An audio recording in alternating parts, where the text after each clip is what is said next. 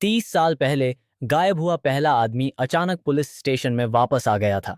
वह बूढ़ा नहीं हुआ था। उसकी आंखों में अजीब डर था और उसने सिर्फ एक बात कही, अगर देर हुई तो सारा और डेनियल हमेशा के लिए खो जाएंगे। पुलिस स्टेशन में मौजूद सभी लोग उस आदमी को घूर रहे थे।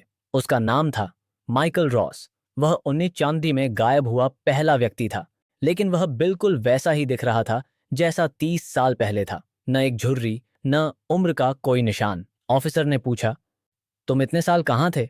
माइकल ने कांपती आवाज में जवाब दिया, आईने के उस पार। माइकल पुलिस को शहर के बाहर एक पुराने चर्च में ले गया। चर्च के तहखाने में एक विशाल प्राचीन आईना रखा था। उस पर अजीब निशान बने थे। माइकल बोला, यही दरवाजा है, यहीं से द वॉचर्स आते हैं।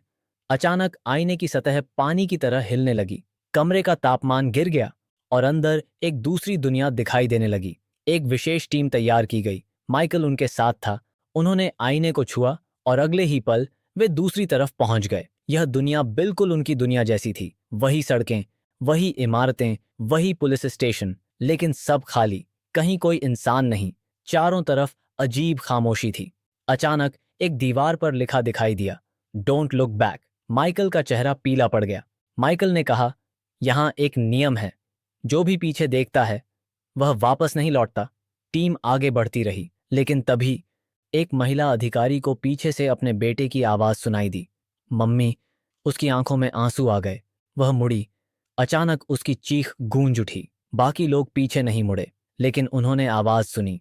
कुछ सेकंड बाद चीख बंद हो गई। जब उन्होंने आगे देखा, महिला अधिकारी गायब थी, जैसे वह कभी थी ही नहीं। टीम शहर के बीचों बीच पहुंची। वहां एक विशाल काला टावर खड़ा था, आसमान तक जाता हुआ। टावर के ऊपर हजारों चमकती आंखें दिखाई दे रही थीं। माइकल ने कांपते हुए कहा, यही द वॉचर्स का घर है। तभी टावर का दरवाजा खुला। अंदर से दो लोग बाहर आए। पहला डेनियल पार्कर, दूसरी सारा विल्सन। दोनों जिंदा थे, लेकिन उनकी आंखें पूरी तरह काली हो चुकी थीं। उन्होंने एक साथ मुस्कुराकर कहा, तुम बहुत देर से आए हो। और तभी आसमान में हजारों आंखें एक साथ खुल गईं। पूरी टीम डर के मारे जम गई। फिर टावर के अंदर से एक विशाल आवाज गूंजी, वेलकम ऑब्जर्वर्स। जमीन कांपने लगी, टावर चमकने लगा और अचानक डेनियल ने फुसफुसाकर कहा, भागो, वह जाग गया है। स्क्रीन ब्लैक, भारी सांसों की आवाज। फिर एक आंख खुलती है। द वॉचर्स का असली मालिक कौन था?